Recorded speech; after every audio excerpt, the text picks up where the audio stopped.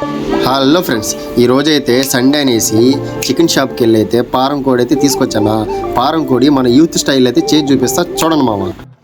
ముందుగా అయితే చికెన్ అయితే నీట్గా కడిగేసుకుందాం. నీట్గా కడిగేసుకున్న చికెన్ అయితే 10 నిమిషాల పాటు ఆవగించుకుందాం. దాంట్లో అయితే సగం స్పూన్ సోడా ఉప్పు అయితే వేసుకుందాం, ఎందుకంటే ముక్క అనేది బాగా మెత్తగా అయితే ఉడకద్ది. ఉడికిచ్చిన చికెన్ అయితే నీసి నీళ్ళలో వేయించి పక్కనైతే పెట్టుకుందాం.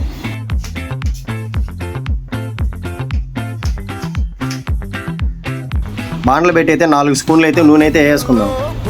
తిరగమాత గింజలు అయితే వేసుకుని దాంట్లో కొంచెం కరివేపాకు అయితే వేసుకుందాం. కరివేపాకు వేయించుకున్న తర్వాత ఎర్రగడ్డలు అయితే వేసుకుందాం.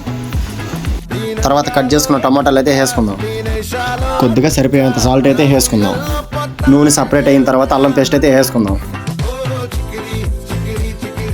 ఎడంగా తీసి పెట్టిన చికెన్ అయితే వేసుకుందాం. చికెన్ అయితే బాగా కలిపెట్టుకున్న తర్వాత పసుపు అయితే వేసుకుందాం. పసుపు వేసిన తర్వాత అటు ఇటు కలిపెట్టిన తర్వాత మళ్ళీ కారం అయితే వేసుకుందాం. పసుపు కారం వేసిన తర్వాత ఒక 5 నిమిషాలు అయితే ఉడికిద్దాం. తర్వాత చొమ్ము నీళ్ళు అయితే పోయేసుకుందాం. తర్వాత కూరని చిక్కబడేదాకా అయితే ఉడికించుకుందాం. కూర అనేది చిక్కబడిన తర్వాత గ్యాస్ అయితే ఆపేసుకొని కొత్తిమీర అయితే వేసుకుందాం.